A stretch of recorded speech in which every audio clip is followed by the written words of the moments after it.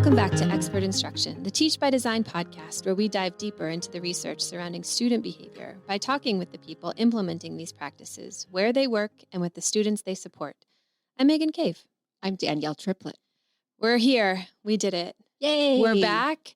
We know that, we missed an episode in August. Would you say we missed it though, Megan? Summer was a little too fun, guys. And so we decided we're just going to kick things off a month later in Wait September. Till September. Yeah. That's really when the school year gets up and running. Gets really going. Our energy is back. And so we decided to be back with you all here today. We're kicking things off this school year with our episode today about sustaining implementation and what it means to actually do this PBIS multi-tiered system of support over the long haul. That's right. It's not something you just do. It's something you keep doing. You keep doing. And joining us today to talk about sustaining PBIS are the three co-directors for the Center on PBIS, Doctors Brandy Simonson, Heather George, and Kent McIntosh. Brandy is a professor of special education at the University of Connecticut, a co-director of the Center on PBIS, and a co-principal investigator of the National Integrated Multi-Tiered System of Support Research Network. She's an advocate for supporting educators' implementation across a continuum of settings.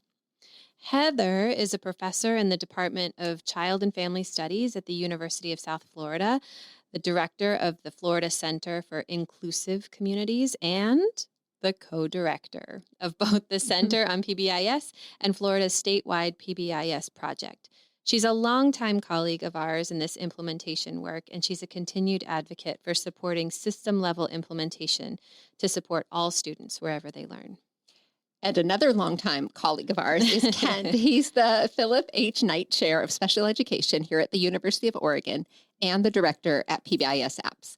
He is also, you guessed it, a co-director of the Center on Positive Behavioral Interventions and Supports. His current research focuses on increasing racial equity in school discipline and sustainability of systems for social, emotional, and behavior support in schools. Mm-hmm.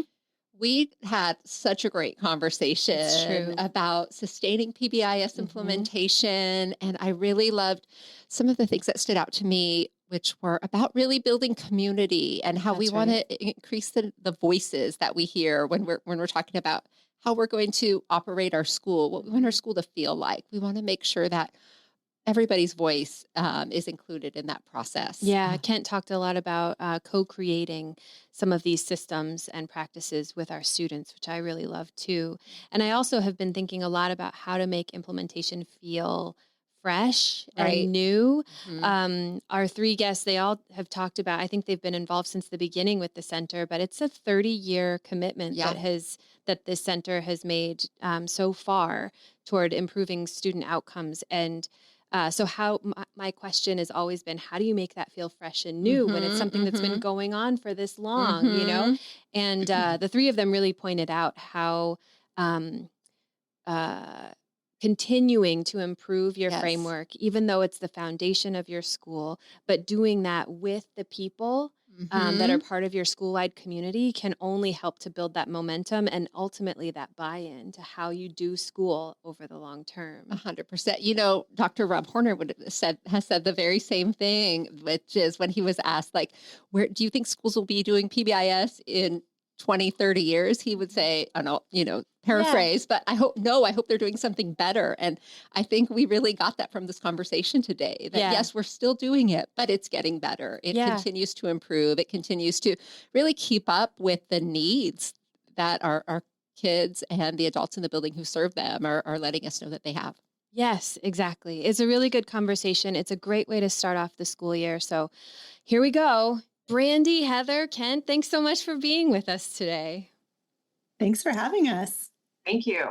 Yeah, it's great. Yeah. So good to see you all. Mm-hmm. We feel kind of privileged to be in the space, in the Zooms with the three co-directors of the Center on PBIS today to talk about the work that you all are doing. So maybe before we jump too far into our topic today, we can lead off with, what is the Center on PBIS? What is this nebulous thing that you all co-direct?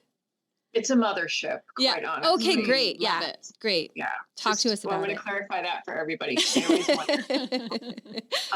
No, it is a response to an RFA. So there's a grant that gets sent out, and it started in, I think the first one was sent out in 1997, although funding didn't start till 1998. Wow. And it was from the Office of Special Education Programs, also known as OSEP. And they everything that had been learned about the work around individual kids and behavioral practices, they wanted to say, let's see what we can do on a larger scale. And can we have much more preventative efforts? Can we put a lot more interventions for kids so that they could be successful? And that's where that kind of school-wide framework came from. So it's always been a 5-year funding cycle. But the very first one started in 1998. And so the goals are essentially to address the social emotional behavioral aspect of it. So we want, to address those needs of students with challenging behavior, provide more effective instruction in those environments, and then create this structure so that evidence-based practices could be more effective and, surprisingly, use data to make decisions. And that was kind of revolutionary back in Yes. the 90s to be talking about school-wide data.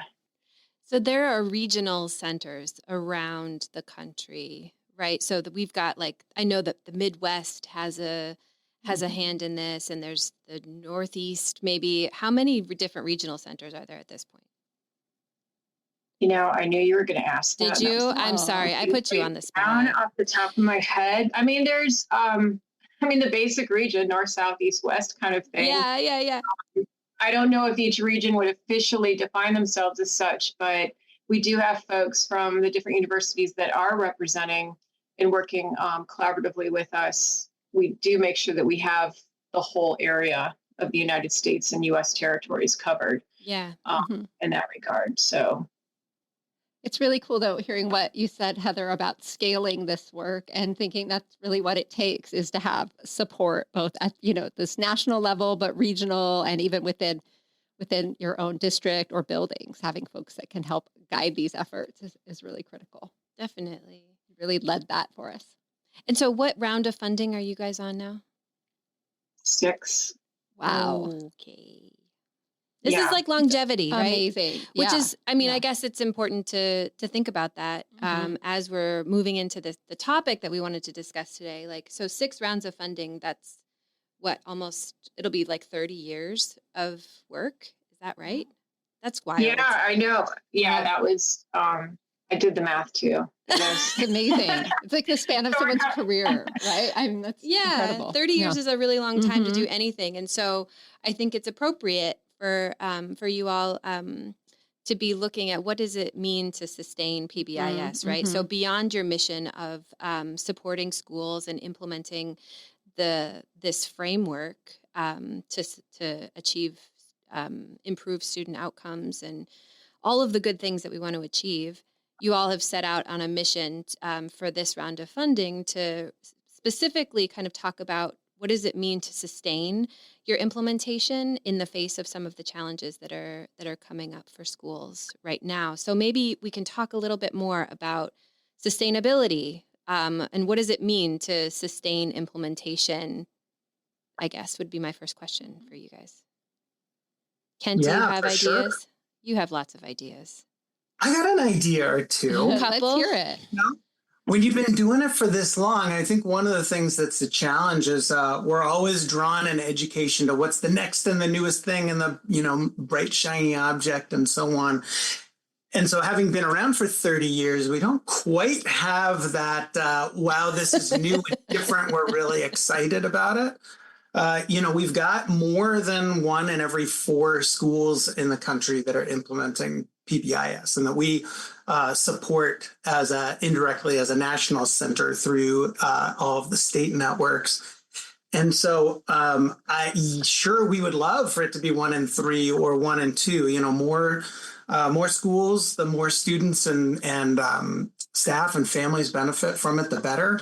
But what we really wanted to focus on was ensuring that those that are doing it continue to do it well over time and continue to see those benefits that we've seen year in, year out. What we know is that the more you do of a good thing, the more better outcomes you're going to get. And the more likely people are going to say, yeah, this thing we're doing is actually working. So we really want to watch out for people who are saying, yeah, we're doing it, but they're not actually checking with a validated tool to see if they're doing the stuff. And then when it's not working, they think, oh, it's PBIS that's not working, instead of being able to say, oh, actually, we're not doing enough of the critical features get into place. You could have picked any theme for this round of funding. Is there a reason why you decided that sustainability was something you really wanted to focus on? Yeah. So a few years ago, there was this thing called the COVID-19 pandemic. Oh. And The pandemic. I'm going to look Maybe it up later. in one of the Take a research note. journals out there. And, it wasn't so much that schools shut down for a few months / for a year and a half, depending on where you were.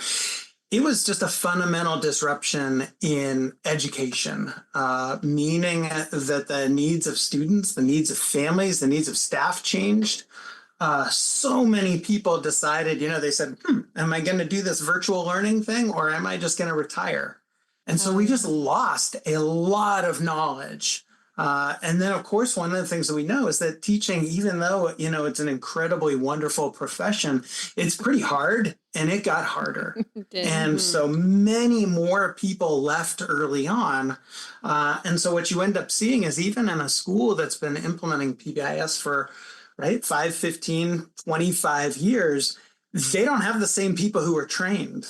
And we want to be really careful that we don't make this assumption that because we were trained once by somebody, then that means that we actually know how to implement and how to do it well. And so for us, that was a really big thing that we wanted to be able to contribute, is to say, how do we keep things going in the face of massive disruptions, and COVID-19 is obviously one of them, but we think about natural disasters. You think about violence in the school and communities. You think about all sorts of different disruptions that there might be out there. And we want people to know that they can keep doing it. And not only that, but the things that they were doing beforehand that were actually valuable in improving outcomes are things that continue to be valuable. I'm thinking, though, as you were talking, to me, when I think about sustaining something, I think about the things that I'm doing, and I want to keep those things going. But you also just talked about how there's been an incredible turnover that's happened, where we've lost some of the knowledge in schools that used to be there. And so there could be, at this point, a number of people in a school, maybe a high number of people in the school, who don't even know about the thing that we're talking about sustaining. Like they think whatever it is that they're doing is the thing that they're supposed to be doing. So when we talk about this, about focusing on keep doing this, keep checking on it, is there some level of I guess when you start to think about sustaining, are you starting by saying, are you even doing it in the first place? I'm sure everybody's heard that saying, if you keep doing what you're doing, you'll keep getting what you're getting, right? Yes. Yep. That's not true in education. You got to change things up. Yeah. Your community changes, your staff change, your students change. So just doing what worked for you before is not nearly good enough. Let's talk about one thing Megan and I share is how do we define ourselves, right? We think of some schools might not feel that they're a PBIS school, and we want to kind of admit that's what we are. So how do schools know when they've moved from just implementing PBIS to really sustaining that work? How do you help them define that and identify that? Yeah, well, we've got the tools to be able to do it. So you can go on to pbis.org and look at the tiered fidelity inventory and check that out. So that's clearly one part of it. But the other part is being able to look at the essential elements of systems, data, and practices and making sure those line up. But your point, too, and I think this is really critical, it's really easy for people to get geared into this like check the box approach to implementation Right. and not really think about, I make this joke, and unfortunately, I don't think it's much of a joke when people say like, oh, when we're implementing, well, let's just find, we got to define all our rules and do that. Let's just find another school that has like the same mascot, and then let's just copy paste, and that'll be our teaching Yeah. matrix. And that's just really the wrong way to do it, because all of that is supposed to be contextualized. Yes. And we want to be really careful. I mean, I think that so much of what we've learned over the last 25 years about PBIS is moving from just teaching routines and just teaching what you are supposed to do physically to making that instructional matrix as one thing, to be much more expansive and be thinking about how we want to be treating each other and how we want to feel, and how do we use that to build relationships instead of thinking it's a tool for compliance. Right. Yeah, I think of that word community too in schools I've worked with, where we see that happening, when they're developing those expectations as a community and getting voices from all the people that are involved, including, kiddos and adults alike. Yeah. Oh yeah, and I would just add in there that one, you were asking about like how do you know when you move from implementing to sustaining? What about pulling that out and saying, hey, let's ask our families and our students. Did this thing that we made 5 years ago, and no staff are still here since they put that together, is this still relevant for us? Do we have different goals and values that we want to focus on? And I think that that's probably a pretty good defining thing, that we're actually really reviewing and saying, how different are we, and how much can we focus on connection and belonging in school as opposed to, just following the routines, which are also important too, of course. Yeah. It makes me think, though, that there really has to be some kind of choice or a decision that this is how we do things and this is who we are. Like Danielle and I, as we were talking through some of these questions and getting ready for today, we were like, at some point we have to be able to say that we are podcasters, that we've been doing this for so long that it's not just this thing that we're trying out. Like, this is our 4th season of doing this. And so at some point we have to move from saying like, we're just trying this thing out to like, how, like, this is what we do. This is part of our job. This is part of our job. And so now how are we going to make it better?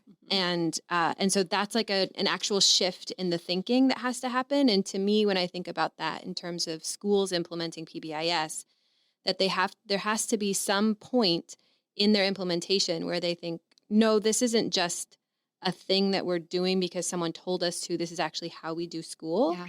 And so I don't know that a survey can tell you that entirely. I don't know that asking people for their outside perspective on your implementation can totally tell you that. That at some point you have to decide as a school, as a team, as an administration, as something, that like, this is what we do. This is how we do school. This is part of what we are. And so now we're not just implementing this thing and taking the surveys and moving through the steps. We're actually using that as the foundation for how we do school.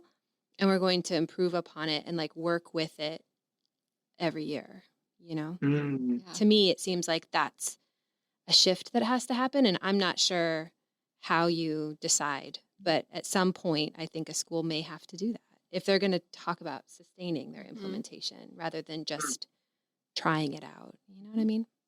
Yeah. I mean, I think about that like, what you're really talking about is identity. Yeah. And we sometimes think about individuals as, building student self-identity or educator identity, but us as a community and our identity. And I'd much rather have people think about that in terms of this sort of like, we're a learning group and we're continuing together. And this is something that we value, as opposed to just, we have a banner in our school because 2 years ago we got this certain score on this thing. Right. I was going to hop in and just say, part of, as I'm listening to Kent talk about sustainability, part of it is that commitment to continuous improvement, right? Yes. It's not a check the box. I loved your statement about it just becomes how we do school. It becomes how we describe our school community's identity. And we're never there. You know, if we Yeah. think about like athletes who are constantly training to Yes. do the next best thing, like schools that are committing to PBIS are committing to creating safe and predictable environments that work for all. And they're using data to really guide, like, are we there yet? You know, who is it working for, in what contexts, and how do we make it work better by bringing in the voices of our community? So I feel like that kind of continuous improvement mindset is Yes. part of how we do business if we identify as a PBIS school, whether we use the acronym or not. Right. Like, it's Yeah. Yeah. focus on always improving and making kids' lives better and teachers' lives better and families' lives better. And Totally. there's so many more schools that people could go visit or talk to see, like, talk to me about the struggles you guys had. Talk to me how you got to be where you're at. I'm walking down your hallway and kids seem really respectful, or the climate seems really positive here. Like, how do you get that? Yeah. And I think some people, like going back to what Kent said, is, some folks can get attracted to that shiny new thing and think that shiny new thing, I just have to implement that shiny new thing. But if that doesn't fit the context of the needs of your school and the developmental, appropriateness of the kids and all of that, it's not going to have the impact that it would elsewhere. So really getting the voices from those folks, that it's not just the voices of the educators, which is a great start, but also talking to the families, as well, and the students and everybody coming together. And it may feel like it's going to take longer time, but I would argue that it's going to take longer to start seeing results if you just pick a package and implement a package that isn't actually specific to the needs of the school. And I think, that. go ahead. I was just thinking of schools I've worked with, and even seeing my own daughter's schools she's gone to, and how much the population at a school can change. The needs can change. The needs of the staff and their education expertise level changes. So it also does have to be this ongoing thing that we keep doing and improving and getting better at and responding as technology changes. And there's going to be new things that we have to do to define what we want for our school environment and how we're going to teach kids what that looks like. Yeah, that's just what I was going to say, is that the nature of schools is that, like, you only have kids for a certain amount of time and then they're gone. And then you're constantly, it's just like time, people, just like time. That, like, as soon as I'm going to go off on a tiny little tangent, just the tiniest little tangent. I had a humanities class in college, and the man was trying to teach us about time. It's like we were doing a study on time, and he said the thing about the present time is that you can never put your finger on it. It's constantly moving to the past. And I think about schools in a similar kind of way, is like there's just this constant rotation of people coming through. And even if you have the same student in third grade, they're coming back for fourth grade, that kiddo is different now. And so there's just this evolution that happens in a school. And so you're never able to kind of catch up with what is current because it's always changing. Right. And so something that you can do is implement a thing like PBIS that sort of grounds you in the framework. And then all of the different little elements can become contextual. But you always have the elements that are there in front of you. And then those are the things that you're adjusting rather than abandoning an initiative and bringing on a new thing and letting that have some time to spin up. You've always got this foundation, which I think is really nice. Yeah. But to get to your point, Brandy, too, is that you have to be continuously involved in the evolution of your framework, because you've got, everything is new. Every day is different. Your context is going to change, but you can have some pieces of your school be how you do things. And all you're doing is matching the context at any given moment, which is so great about implementing a framework versus an initiative. That's a good tangent. The brain, sometimes it kicks in. Good. Well, to that effect, though, part of this theme, right, is sustaining implementation. But the other side of it is in the face of some of these challenges that schools face. So I was curious about what are some of the challenges that are facing schools right now that you hope to address as a center with guidance on how they can leverage this framework in the solutions. Yeah, I think that, we actually identified several of them already in this conversation. And so I think in 2019, 2020, we all experienced a collective challenge with the pandemic. I think that was an opportunity for us to understand how much a collective challenge is not universal and how everyone goes through that in different paths and has different needs. And so I think through that work and through people's experiences with gun violence and natural disaster, we learned how critical it was, as you were saying already, to have a focus on a framework that has evidence supporting it and to understand where you can make that framework flexible to meet the needs of the current moment. And so, an opportunity has been our center's involvement in crisis response and recovery. And so, in this current iteration of the center, that's one of the opportunities that I think we are privileged to be learning more about. I think we're sad we have to learn as much about it as we do, but I think our work in PBIS at the state and district and local levels has set us up to really be supportive of schools on the prevention side, especially. But when they do encounter the unthinkable, we have tools that will help guide them through that process. We mentioned connected to the pandemic, but this preceded the pandemic, just a huge shortage of educators in the field and how that's leaving schools reeling and looking for, the new hire. We've had issues in pre-service with recruitment. And so there's a pipeline issue right now. And an opportunity for our center is to think about how we can embed some of the work we've already been doing in pre-service training and developing resources to make it so easy for the teacher preparation programs that have existed and even some of the alternative routes that are being developed by states as we go to really set teachers up for a little bit more success to meet the needs of students who they have in class.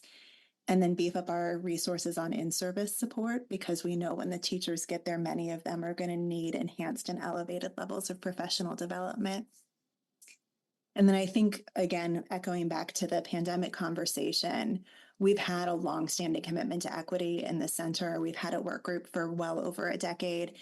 And I think centering equity in all of the work that we do has been a really big opportunity, both in the past, but also going forward to think about how we create classrooms that are inclusive and welcoming for each and every learner and have families that are engaged in helping create those safe spaces for our students, whether they identify with a disability or not, regardless of what their background is, regardless of their level of need, that they are met with the support to allow them to be successful.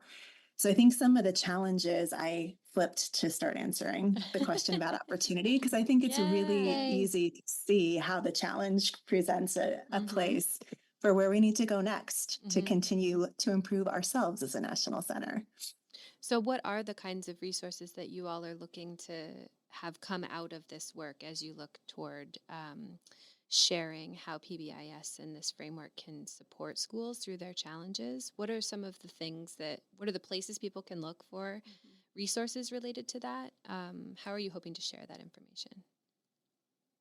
I think in a few ways. So one is going back to our kind of focus on the fundamentals or the framework. We have been really intentional about auditing some of our most frequently downloaded resources and biggest resources so that those get revised every cycle. Nice. So we have classroom focused resources to help schools get started with school-wide, and those will continue to be enhanced. And those are all available on the website through our topic pages. So kind of refocusing on the fundamentals and making sure the current resources stay up to date and accessible and usable is one of our main approaches. And then we also have some really intentional planned enhancements. I referenced earlier, we have a brand new topic now on crisis recovery that has been added into the topic page of our website. And so that has some newer resources, and in the next few years, that will continue to grow, prioritizing those things that help schools prepare and prevent, but also help schools think about recovery and response when they go through a crisis. And a newer area for us will be tagging things with pre-service so that if you're a faculty member or supervising student teachers or a mentor teacher, you can go and quickly find resources to support teacher training in the pre-service realm. And Kent or Heather, jump in if I'm leaving any out that we want to make sure we highlight. Can we talk just a little bit about these new folks that are newer in schools or maybe don't have a full awareness of what the framework actually is, and how they can use it? What I'm thinking about them just because it's like a framework like PBIS takes everybody. And if we're in schools that have a lot of new folks, how do you bring them on board with what's going on in the school? What are some of these kinds of activities that schools can do, especially if they're looking at a high turnover within their building? Yeah, I think some of our local districts and schools have really intentional plans around onboarding. So as Mhm. they bring new staff in, part of their new hire training is an orientation to what PBIS looks like or whatever they call it in their district or Yeah, school. MTSS, whatever. Yeah. Yeah, whatever it looks like, and really helps set teachers up for success to Hmm. know how to explicitly teach expectations or to know how to communicate values or to get input from students and families, how to create relationships, because we use that word a lot, but sometimes that has to be explicitly taught as Hmm. well. Um, so I think a lot of schools and districts will address some of those gaps in early training or just folks changing careers through really explicit professional development. I think some of the stronger approaches also follow teachers into the school year with good coaching, Mm. because I think it's really helpful to have that initial training and it's insufficient. Hmm. So, having folks have access to ongoing support throughout the year, whether it's mentor teachers, peer teachers, actual coaches that are assigned, can be really helpful. And in school districts that I've seen be really successful, they actually collect and use data to guide their coaching. So they can Got really it. set teachers up for success with feedback on where they can continue to grow. I'm the last person who should use a sports metaphor, but I think about the amount of data that's used in coaching athletes, Yeah. Yeah. and it's that same idea. Like, if we are valuing this, we have to put in the time, energy, effort, and data to Mhm. help guide the process we're using. For sure. Great analogy, Brandy. I love that. Oh my God. You could see Heather and Kent cringing for folks who are not seeing that visual. That's okay. All right. So we've got our final question. And the good news is that right now, this is the start of a new school year, and there's high energy level out there amongst, I know, our kiddos, the staff, all of us who work in this field. It's kind of like the height of where the energy is. So, what can schools do? What suggestions would you give them to keep their implementation fresh and really build on this energy so we can sustain this momentum we have throughout the school year? Well, I will kick us off and welcome other folks to Yeah. chime in. I think, it is a really exciting time. It's an easy time to be excited. For some, it's also a time to be pretty anxious because it's Yeah. lots of routine changes. Yes. But I do think that part of keeping momentum is being intentional. And by Mm. being intentional, I mean actually having a plan that's written down and documented so that we Yes. don't just kick off with like a strong PBIS celebration, but we actually remember to teach explicitly throughout the year what's expected, that we take opportunities to build those relationships, getting to know students, and then bringing their identity and who they are into the classroom. That we take the quick opportunities when families are stopping by to get to know them and then incorporate some of their identity into the classroom.